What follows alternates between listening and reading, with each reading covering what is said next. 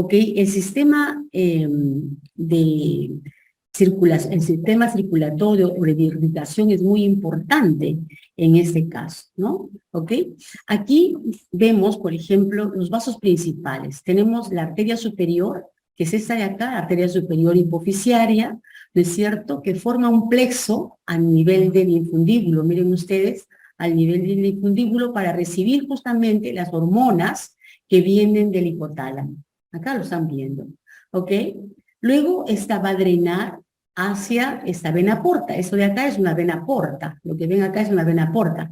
Y esta vena porta se va a unir, ¿no es cierto?, a este otro plexo capilar, que es el plexo secundario, que va a estar rodeando prácticamente a las células que forman el pars distales de la adenohipófisis. Es decir, ella va a recibir las hormonas de las células, ya sean acidófilas o basófilas, que están en la adenohipófisis. ¿Ok? Luego tenemos, ¿no es cierto?, la arteria hipoficiaria inferior, que se une justamente a la arteria hipoficiaria anterior a través de esta arteria trabecular. Miren, esa es la arteria trabecular. Y esta forma otro plexo aquí, ¿no es cierto?, que es el plexo de la pars nervosa, que está recibiendo las hormonas que se están depositando en las terminaciones nerviosas de estos axones, ¿ok? Entonces, todas las hormonas producidas en el hipotálamo, ¿no es cierto?, van a llegar hasta aquí y se van a depositar en la terminación nerviosa y van a luego, en el momento que le llega la orden de la secreción, la van a secretar hacia los capilares, ¿no es cierto?, del plexo nervioso. Estos capilares, chicos, son capilares fenestrados, ¿no? En las glándulas normalmente hay capilares fenestrados, ¿no? Y también vamos a encontrar sinusoides, ¿no? Si recordamos la clase pasada, tenemos bien claro cuáles son las características, ¿no es cierto?, de los sinusoides y también de los capilares fenestrados, ¿no es cierto?, son diferentes. Y la principal diferencia es la membrana basal, ¿no es cierto? Muy bien, y aquí está todo lo que acabo de comentarles, ¿no es cierto?, para que lo puedan leer. Luego vamos a mirar ahora el origen de esta glándula. Como ustedes observan, ¿no es cierto?, la glándula tiene dos formas histológicas. Una que corresponde al sistema, al tejido epitelial, ¿no es cierto?, que forma parte de la adenohipófisis, y otra que está formada por tejido nervioso, que está en la neurohipófisis, ¿no es cierto? Entonces, el origen de cada uno de estos tejidos también es diferente. ¿Ok? Entonces, aquí vemos, miren ustedes, aquí observamos en el embrión, ¿no es cierto?, cuando recién se está formando el prosencéfalo y el diencéfalo, del piso del diencéfalo, aquí, miren, hay una zona llamada justamente infundíbulo. Aquí, miren, el infundíbulo. Este infundíbulo entonces comienza a crecer y se evagina en esa dirección, ¿ok? Y en la boca, entonces en la boca primitiva, lo que se llama el estomoideo, acá, miren ustedes, aquí hay una evaginación, ¿no?, hacia adentro, o sea, en lugar de, aquí sería una invaginación, aquí sería una evaginación, ¿no es cierto? Entonces, en este caso, la flecha nos indica hacia dónde crece el tejido, ¿no es cierto? Y se va a juntar prácticamente con esta vaginación del diencéfalo. Y esta parte de acá es la que se llama la bolsa de Rathke. ¿Okay? La bolsa de Rathke. Entonces, de la bolsa de Rathke, ¿no es cierto?, aquí, miren ustedes, se va a formar justamente, ¿qué parte sería? La adenohipófisis, ¿no es cierto? Y del infundíbulo se va a formar la neurohipófisis, ¿no es cierto? Entonces ustedes tienen acá, ¿no?, el origen de estas dos partes. Y lo que queda en el centro será la neurohipófisis, ¿no es cierto? A veces hay como unas pequeñas bolsitas, ¿no es cierto?, que van a formar justamente el lóbulo intermedio aquí, ¿sí? Ahora, ¿en dónde encaja esta glándula? ¿No? Todo el mundo sabe. En la silla turca del esfenoides, ¿no es cierto? ¿Ok? Entonces quiere decir, muchas veces, miren ustedes, ¿no?, a veces quedan restos de la bolsa de Rathke, acá, miren, aquí esas estructuras verdecitas, ¿no es cierto? ¿ok? Esa estructura verdecita que ustedes observan acá muchas veces puede desarrollar algunos tumores. Por eso que es importante, ¿no?, tener una idea clara del origen de los órganos para ver justamente también algunos tumores, para estudiar el origen de algunos tumores. ¿Ok? Entonces, ese tumor que se puede formar aquí por los restos justamente de esta parte de la bolsa de Rathke, ¿no es cierto?, se llama craniofaringioma. Son los craniofaringiomas, ¿ok?, que se pueden formar. Entonces recuerden que la formación de todos los órganos depende justamente de genes, ¿no es cierto? Está controlado por genes. Y en este caso, ¿no es cierto?, la formación de la hipófisis, sobre todo la bolsa de Rathke, ¿no es cierto?, va a estar comandado, podríamos decir así, por este gen, ¿no es cierto?, que induce el crecimiento, que se llama proteína 4, ¿no?, es una proteína que es morfogenética del hueso, ¿no es cierto? Ok. La otra, el otro grupo de genes, ¿no es cierto?, son los que tienen que ver con el factor de crecimiento 8 del fibroblasto, ¿ok? Y los genes reguladores son estos que ven ustedes acá, ¿no? El LHX3, el LHX4, y el desarrollo luego también depende de otro grupo, de otra familia de genes que corresponden a estos de tipo LIM, ¿no es cierto? ¿Okay? Entonces todos son estos genes, y yo me imagino esto lo van a ver muy bien cuando hagan embriología, o si ya hicieron embriología deben haberlo visto, ¿no? Cómo es que los genes, ¿no es cierto?, comandan el desarrollo de los órganos y tejidos, ¿ok? Muy bien. Entonces ahora metámonos ya a la parte histológica. Cuando miramos una glándula hipófisis, ¿no es cierto?, ¿ok?, o una pituitaria, esta está coloreada con una tricrómica, ¿no? Se llama Sousa-Helms, ¿no? Esa es una técnica especial para justamente observar las diferencias entre la adenohipófisis, todo esto es la adenohipófisis, y todo esto es la neurohipófisis, ¿no? Ahí ven el infundíbulo, acá ven la pars nervosa, ¿no? Aquí ven los restos de la bolsa de Rathke, que son los quistes de Rathke, que forman justamente el lóbulo intermedio, ¿no es cierto? Y aquí miren ustedes estos que se ven como puntitos, ¿no es cierto? Son prácticamente todas las células que forman la adenohipófisis, ¿no? Todo esto, aquí en la parte más externa serían las eosinófilas, todas estas de acá, serían las células eosinófilas, y las más centrales, las basófilas. Pero eso aquí está tan pequeña la magnificación, ¿no es cierto?, que no estamos viendo células, solamente estamos viendo la coloración.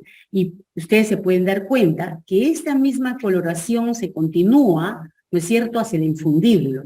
Entonces quiere decir que el infundíbulo está envuelto, también una parte está envuelta por la adenohipófisis, ¿no?, que es la pars infundibulares, ¿ok?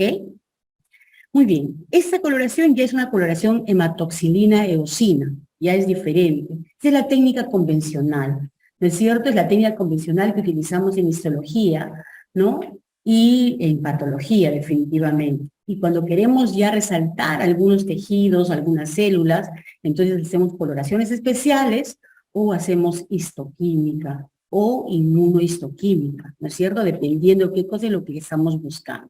Entonces acá en ese corte es fácil, ¿no es cierto? ¿Qué será esta parte de acá, chicos? ¿Qué será? ¿Adenohipófisis o neurohipófisis?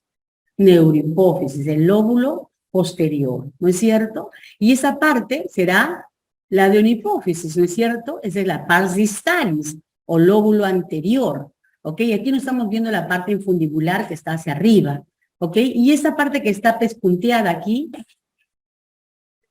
claro, esas serían las bolsas de Rathke o los quistes de Rathke que van a formar la pars intermedia, ¿ok? La pars intermedia.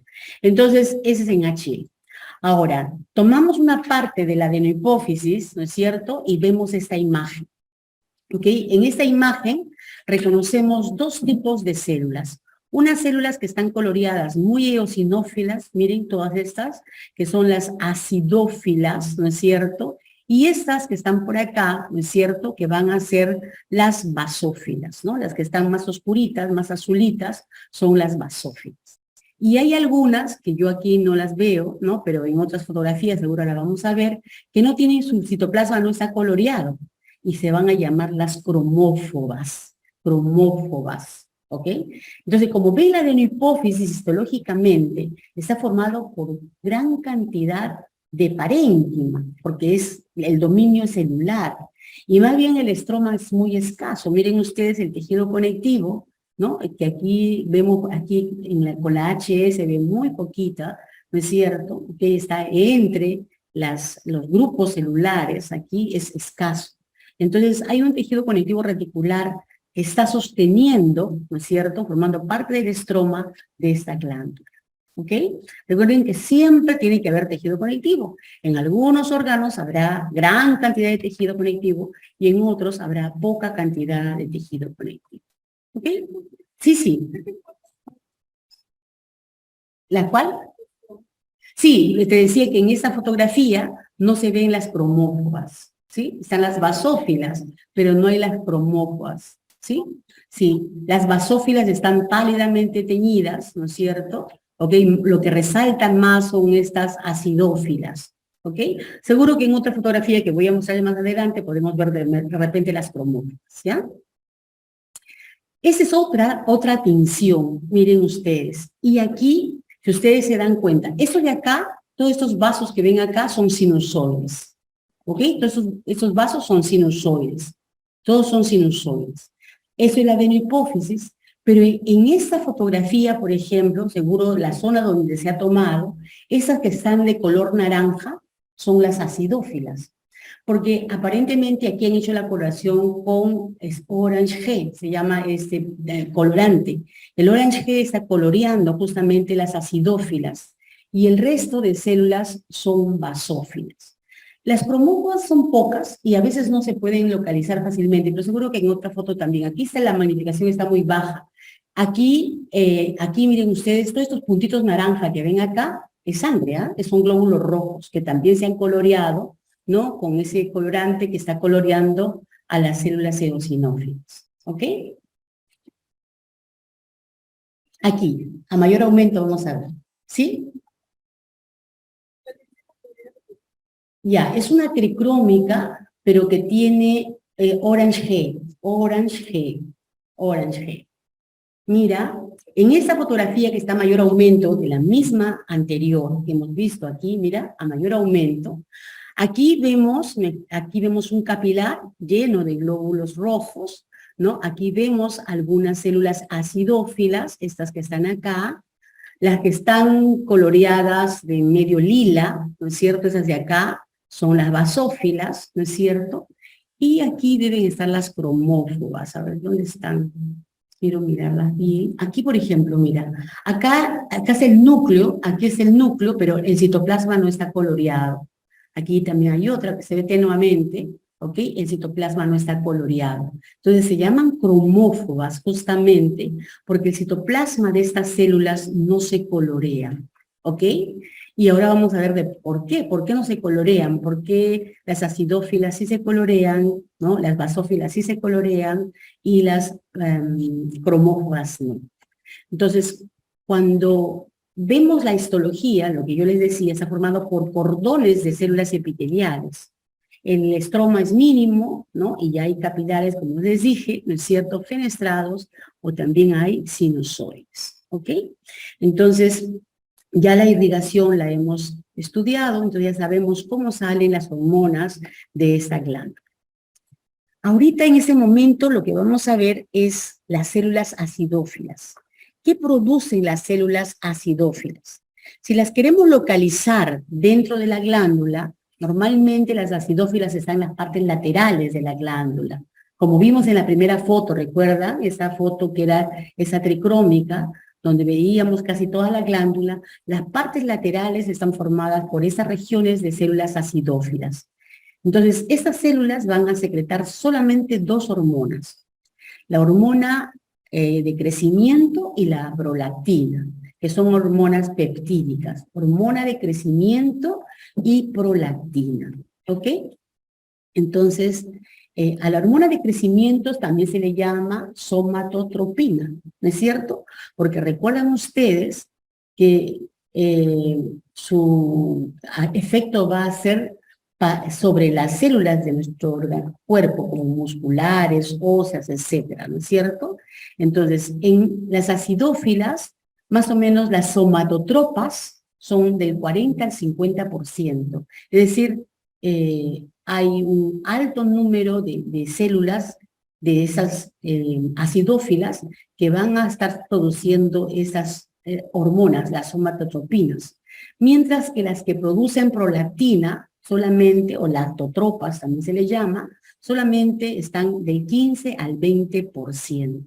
¿Ok? Entonces quiere decir que el resto de células serán promóculas, ¿no es cierto?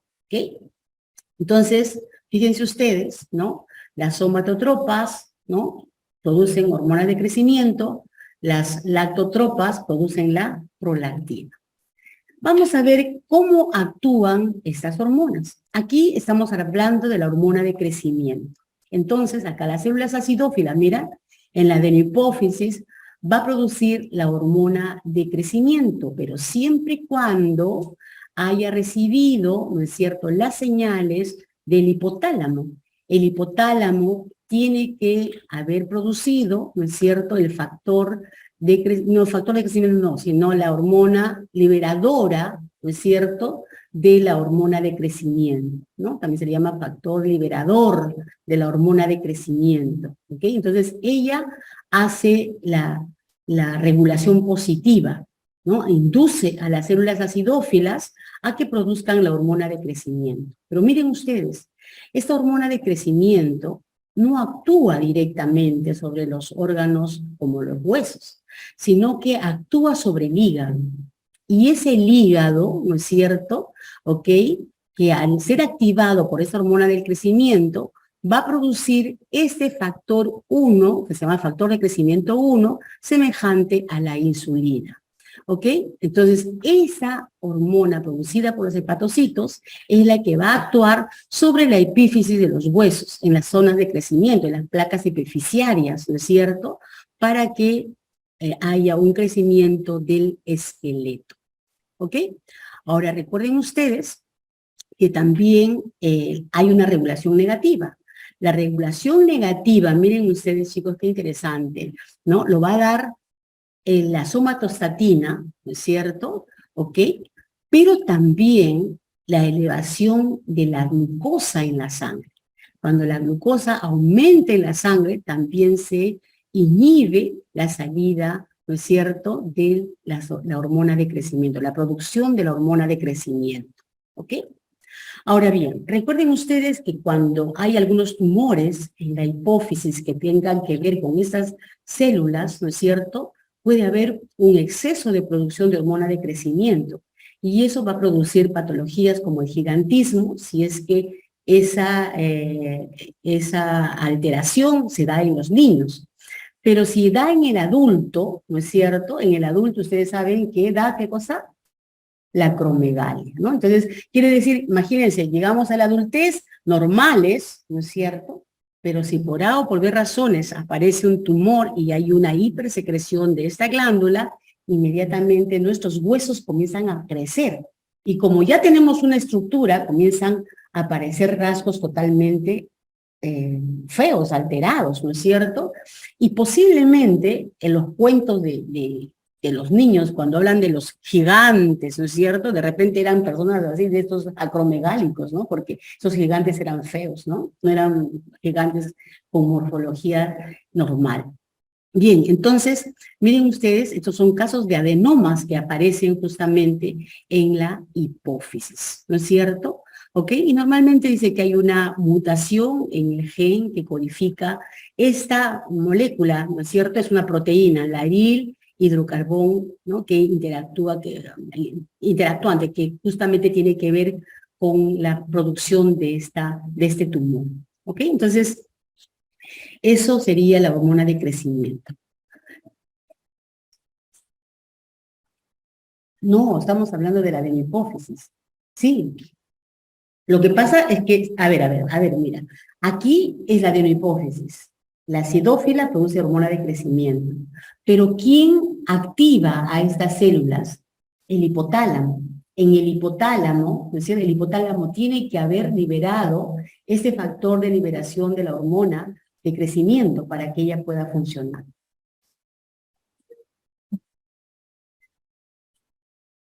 Ah, lógico, lógico. Es que el esquema está al revés, ya. Ya, olvídate de ese esquema. Aquí estamos hablando de la hipófisis, ¿ya? Ok, perfecto.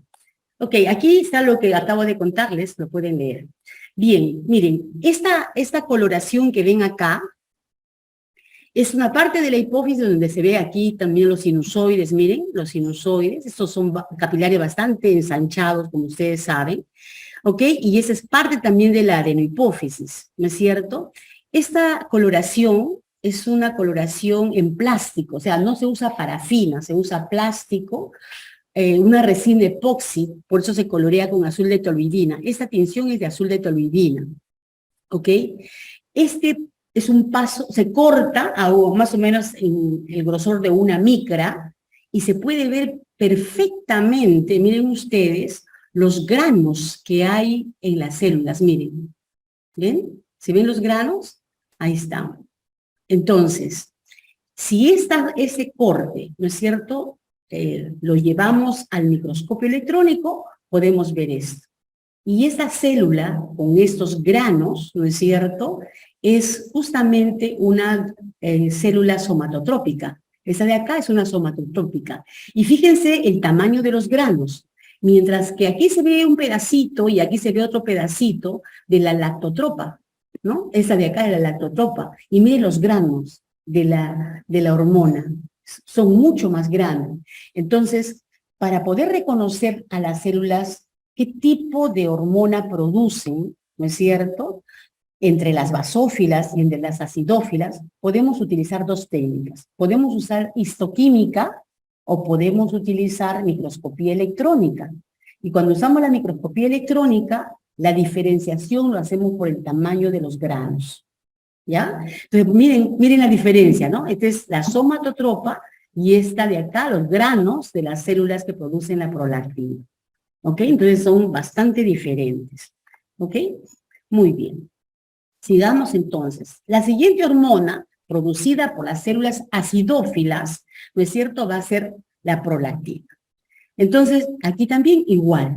Pero en el caso de la prolactina, ¿no es cierto?, el hipotálamo, en este caso, para que haya un feedback positivo, ¿no es cierto?, también produce esta hormona liberadora de la prolactina, ¿no es cierto? ¿Ok? Pero también, ¿no es cierto?, puede actuar positivamente esta hormona liberadora de la tirotropina, ¿ok? Hormona liberadora de la tirotropina, de la tiroides, ¿no es cierto? Esas hacen el feedback positivo. Entonces, miren ustedes, las células acidófilas producen la prolactina actúa sobre las glándulas mamarias, ¿no es cierto? Pero actúa de tres formas durante el embarazo, ¿ok? ¿Cómo es así? La mamogénesis. ¿Qué quiere decir mamogénesis? O sea, estimula que crezca la glándula mamaria. Pero por supuesto, recuerden ustedes que también hay otras hormonas que tienen que ver con el crecimiento de esa glándula. Entonces trabaja conjuntamente, ¿no es cierto?, con los estrógenos y con la progesterona. Entonces las tres hormonas hacen que la glándula mamaria durante el embarazo, ¿no es cierto?, crezca.